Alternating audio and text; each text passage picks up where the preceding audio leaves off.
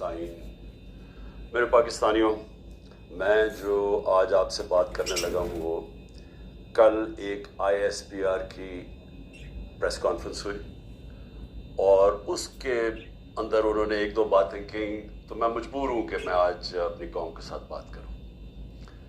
जो उन्होंने बात की कि ये पाकिस्तान के ख़िलाफ़ बगावत और इशारा सारा तहरीक इंसाफ के ऊपर कि हमने बगावत की और ये कि ये पहले से प्लान बन रहा था इसका कि हम ये पहले से ही तैयारी कर रहे थे बगावत करने के लिए और ये अपनी फ़ौज के ख़िलाफ़ ये सारा ये हमने किया और जिस तरह की वो बात की गई मुझे बड़ी तकलीफ़ हुई उसकी। तो मैंने कहा कि मैं आज अपनी कौम के सामने ज़रा 2-3 पॉइंट रखूं, क्योंकि जब ऐसी बात की जाती है तो उसका जवाब देना बड़ा ज़रूरी है। देखिए, अब ये मौक़िफ़ आ गया ISPR का और पाकिस्तान की इस्टेब्लिशमेंट का कि तहरीक इंसाफ ने बगावत की। अब ये दूसरा भी एक मौक़िफ़ है, ये हमारा भी मौक़िफ़ है, ये मेरा मौक़िफ़ है, मेरी पार्टी का मौक़िफ़ है कि हमारे ख़िलाफ़ पूरी कॉन्स्पिरेसी की गई, हमारी गवर्नमेंट गिराई गई, जबकि पाकिस्तान की तारीख में 2 सालों में आखिरी हमारे 2 सालों में बेहतरीन माशत ऊपर जा रही थी।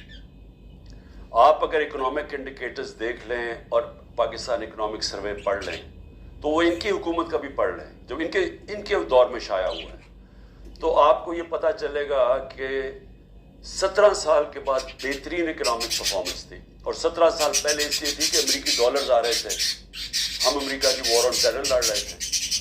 ये अमेरिकी डॉलर्स आने के बगैर बावजूद ये इकोनॉमी बढ़ रही थी, इंडस्ट्री बढ़ रही थी, रिकॉर्ड ग्रोथ हो रही थी।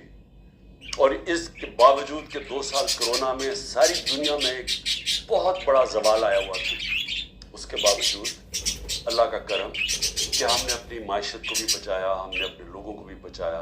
दुनिया ने एक्नॉलेज किया कि पाकिस्तान ने जो कदम उठाए कोविड-19 में वो दुनिया में मिसाल थे। एक अमेरिकी इकोनॉमिस्ट जो काम करता था डोनाल्ड ट्रंप पे, उसने कहा कि अगर अमेरिका पाकिस्तान की मिसाल ले लेता तो कितने 10 खरब डॉलर बचा सकता था। तो उस गवर्नमेंट को गिराया गया एक साजिश के तहत। तो ये हम कह रहे हैं कि मुल्क से गद्दारी हुई। उसके बाद 25 मई को हमारे साथ जो हुआ, किसी पॉलिटिकल पार्टी से ऐसा नहीं हुआ कि वो लॉन्ग मार्च कर रही है और 2-2 दिन पहले घरों में घुस के उठाए जा रहे हैं लोग। कितने हजार घरों में पुलिस घुसी रात के सुबह के 3 बजे। ये पहली दफा किसी पार्टी से ऐसे हुआ। 3 लॉन्ग मार्चेस मेरे खिलाफ हुई, बताएं एक भी FIR कटी, एक दफा हमने किसी को रोका, किसी को ऊपर टेयर गैसिंग हुई और हमारे ऊपर पूरा एक अटैक आया, हमारे बुनियादी हकूक फंडामेंटल राइट्स की वायलेशंस हुई और हमारे ऊपर ही पर्चे काट गए। मैंने तब 25-26 की सुबह को अपने धरना कॉल ऑफ किया, क्योंकि मुझे पता था इंतशार की तरफ जा रहा है। जो पार्टी इलेक्शन चाहती है वो इंतशार तो नहीं चाहती। तो उसके बाद हमारे ऊपर ये नहीं हुआ कि सस्तियां कम हुई। जब हम 30 बाई इलेक्शन जीत गए 37 में से, बावजूद इसके कि पूरी इस्टेब्लिशमेंट की सपोर्ट थी ये 12 जमातों की, मेरे ऊपर कातलाना हमला हुआ, मुझे कत्ल करने की कोशिश की गई। मैं अपनी FIR नहीं कटवा सका, ये भी साजिश थी, क्योंकि वो ताकतवर लोग बैठे हुए थे, मैं कुछ नहीं कर सका। CID बनी पंजाब की हमारी गवर्नमेंट थी, उसने जो चीज़ें सामने लेके आई, जब वो चीज़ें सामने आ रही थी कि 3 शूटर थे एक की बजाय, वो JIT को सैबोटाज किया ताकतवर लोगों ने। साजिश थी, क्यों नहीं JIT को चलने दिया। उसके बाद हमारे ऊपर मेरे घर पे हमला होता है। हम अश्योरिटी बॉन्ड जब दे रहा था मैं कि जनाब मैं वहाँ 18 मार्च को इस्लामाबाद के जुडिशल कॉम्प्लेक्स में जाऊँगा, कोई कानूनी जवाब नहीं था मेरे घर पे। 24 घंटे हमला किया और वो श्योरिटी बॉन्ड भी ना ले पुलिस, क्योंकि उन्होंने मुझे अगवा करना था यहाँ से। यहाँ लोगों को जख्मी हुए, सारा दिन घर अंदर बैठ ना सके, 24 घंटे टेयर गैस घरों कमरों के अंदर। कभी किसी लीडर से ऐसे नहीं हुआ। 18 मार्च को फिर मेरे ऊपर एक कातलाना हमला होता है। अल्लाह का करम है कि मैं बच जाता हूँ। सारा वहाँ ऊपर ISI ने उसको टेक ओवर किया हुआ था, जो जुडिशल कॉम्प्लेक्स है। CCTV कैमरा इन्होंने बंद कर दिए। पूरी तैयारी थी कि इमरान खान को कत्ल करना था वहाँ। वो अल्लाह ने ऐसा करम किया कि वक्त पे हम बाहर निकले, अगर अंदर चले जाते तो दरवाज़ा बंद हो जाता तो ख़त्म था। वहाँ बचा मैं। उसके बाद अगले दिन यहाँ, 2 दिन के बाद, 3 दिन के बाद इधर एक और मुर्तज़ा भुट्टो टाइप कत्ल करना था। वो मुझे पहले पता चल गया, मैंने टीवी पे चला गया, वो रुक गई बात। तो साजिश तो क्या हो रही थी? साजिश ये हो रही थी कि एक पार्टी जो जीतने जा रही थी इलेक्शन, उसको, पार्टी को ख़त्म करने के लिए लीडर को ख़त्म करना था। और प्लान तब से ही बना हुआ था। केसेस शुरू हो गए थे महीनों के अंदर। जैसे 70 साल में एक आदमी के ऊपर एक क्रिमिनल केस नहीं होता, चंद महीने में आज 170 से ज़्यादा केस हो चुके हैं। ये यानी कौन सा इंसाफ का तकाजा है कि हर किस्म का, जो हर दूसरे दिन कोई नया केस हो जाता है। सारा मेरा वक्त एक अदालत से दूसरी अदालत में लगता है।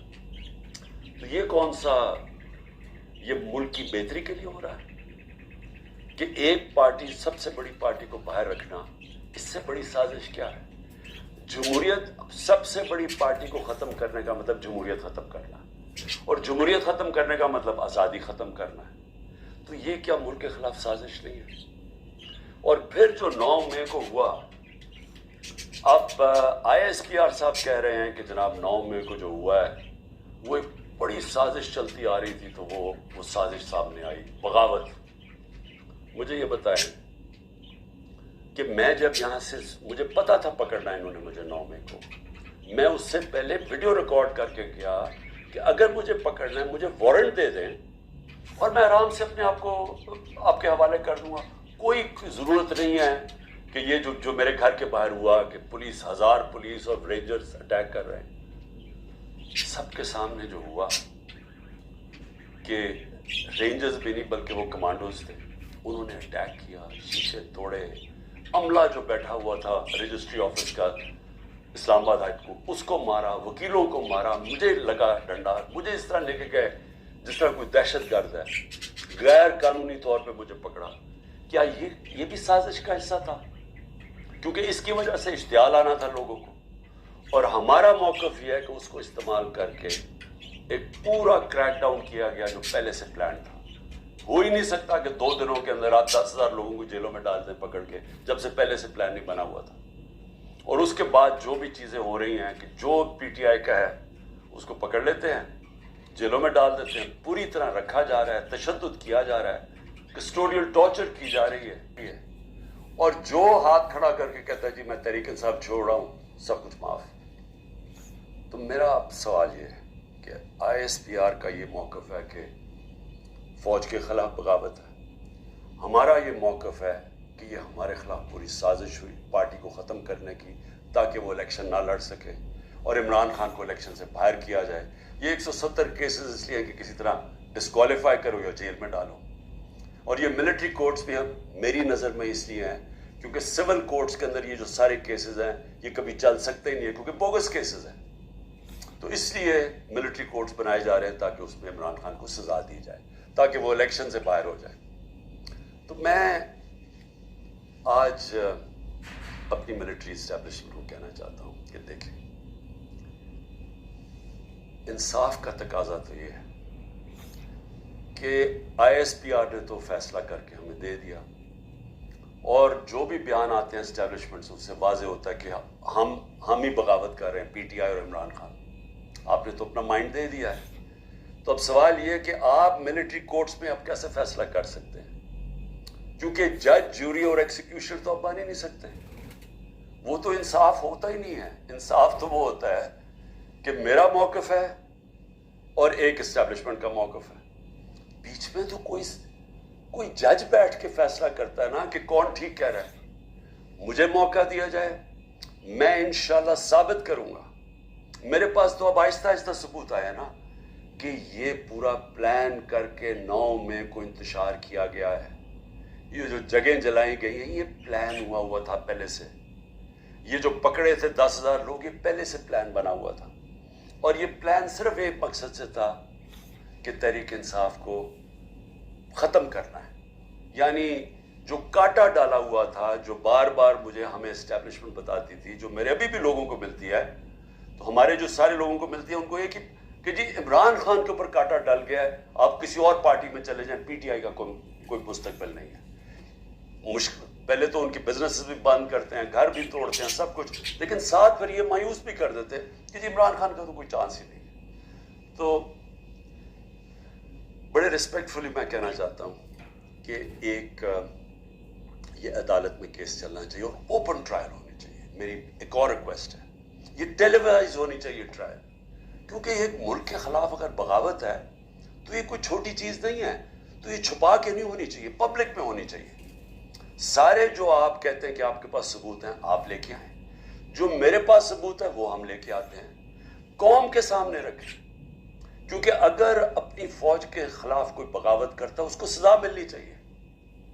میری طرح کا آدمی جو فیصلہ ساری باہر 20 سال باہر کمائی کی، سب کچھ بیچ کے آج میرا پاکستان میں، میرا ایک پیسہ پاکستان سے باہر نہیں ہے. تو مجھے اگر غدار کہا جا رہا ہے تو مجھے موقع ملنا چاہیے اپنے آپ کو بے قصور ثابت کرنے کا پبلکلی. اور دوسری طرف جن لوگوں کو آج اوپر بٹھایا گیا ہے، جو سارے آج دبئی بیٹھے ہیں، پاکستان کے فیصلے دبئی میں ہو رہے ہیں. مجھے یہ آج بتا دیں کہ کبھی سنا ہے نریندر مودی جا کے کسی اور ملک کے اندر اپنے وزیروں کو بٹھا کے فیصلے کر رہا ہے؟ کبھی سنا ہے کہ برطانیہ کا پرائم منسٹر جا کے یورپ میں بیٹھا ہوا یا یورپین پرائم منسٹر کہیں اور جا کے کر رہے ہیں؟ کبھی دنیا میں سنا ہی ہے؟ یہ ملک سے مذاق کیا ہو رہا ہے کہ جن لوگوں کا اسٹیک ہی پاکستان میں نہیں ہے، ان کی دبئی میں بڑی بڑی پراپرٹیز ہیں، لنڈن میں بڑی پراپرٹیز ہیں. اور یہ مجھے کس نے بتایا ہے؟ یہ ہماری ISI نے ہمیں بتایا ہے. یہ نیب کے جو پہلے چیئرمین تھے جنرل امجد، انہوں نے مجھے آج سے 20 سال پہلے 23 سال پہلے پوری بریفنگ دی کہ ان کی کتنی پراپرٹیز ہیں ملک سے باہر. یہ سارا وقت ہمیں کدھر سے انفارمیشن آتی تھی؟ کیونکہ ISI کے پاس انفارمیشن ہوتی تھی، ادھر سے ہمیں انفارمیشن ملتی تھی کہ ان کی کتنی پراپرٹیز باہر ہیں، انہوں نے کتنا پیسہ کیا، فلانی ڈیل سے کتنا پیسہ کمایا.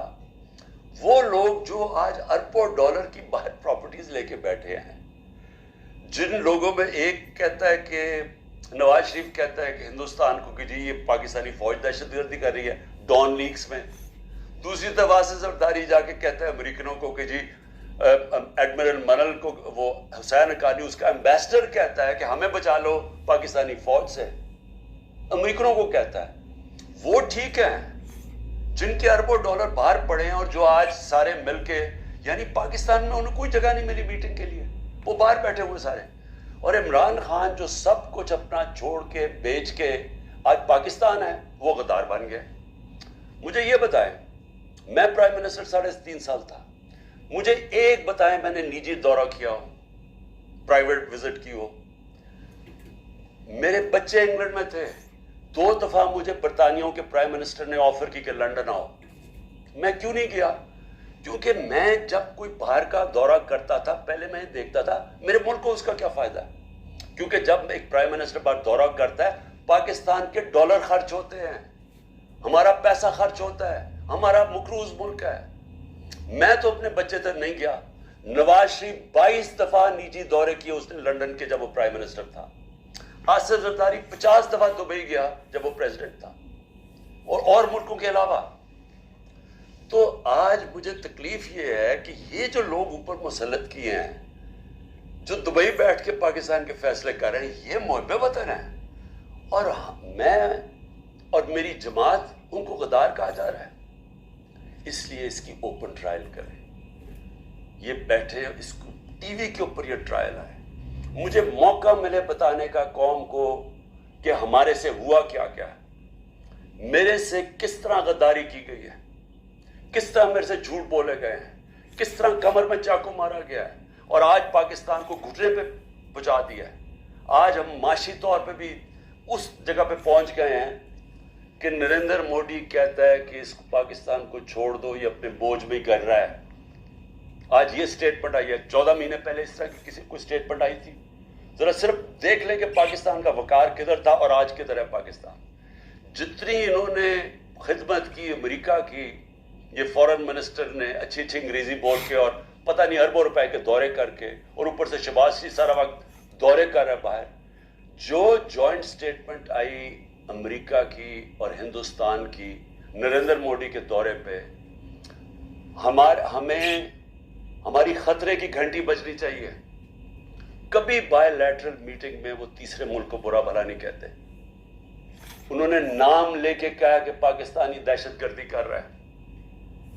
मतलब ये कि कश्मीर की जो सारी वो जो बेचारों इतनी देर से अपनी आज़ादी की जंग लड़ रहे हैं, वो पाकिस्तान दहशतगर्दी करके लड़ रहा है, वो आज़ादी की जंग नहीं है। ये इतना बुरा हमारे ऊपर उन्होंने, जो अब मैं क्या कहूं कि जिस तरह का उन्होंने पाकिस्तान के ऊपर तमाचा मारा है, और यहां से कोई जवाब नहीं आएगा क्योंकि इनके पैसे बाहर पड़े हैं और उनको पता है इनके पैसे बाहर पड़े हैं, ये कभी नहीं बोलेंगे। लेकिन मुझे इससे ज़्यादा ख़तरा है, और मैं इसलिए भी अपनी इस्टेब्लिशमेंट को पैगाम देना चाहता हूँ कि देखें, मैं एक तारीख़ का तालिब इल्म हूँ।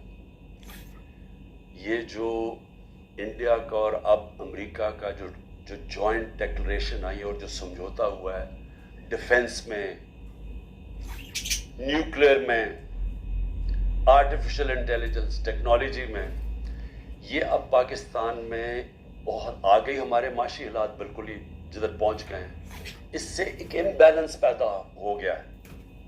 आज हिंदुस्तान, जिस तरह नरेंद्र मोदी ने तकब्बर में बातें की हैं, आज वो हमारे से अपने आप को बहुत ताकतवर अब समझते हैं। और जब उन्होंने कहा ना कि अपने बोझ में गिर रहा है, वो अपने बोझ में गिरने नहीं देंगे, वो गिराएंगे। हमेशा जंगें तब लड़ी जाती हैं जब एक फ्रीक समझता है कि वो दूसरे से बहुत ज़्यादा ताकतवर है। रूस जब यूक्रेन में गया तो यूक्रेन का न्यूक्लियर प्रोग्राम ख़त्म हो चुका था और रूस समझता था उनसे बहुत बड़ा ताकतवर है। अमेरिका इराक में और अफगानिस्तान में इसलिए गया कि वो बहुत ताकतवर था उनसे। तो जब हिंदुस्तान ये समझना शुरू हो गया कि वो पाकिस्तान से बड़ा ताकतवर है, हमारी खतरे की घंटी बजनी चाहिए। मुल्क को मुत्तहिद होना चाहिए। मुल्क को आज़ाद रखने के लिए कौम को इकट्ठा होना चाहिए।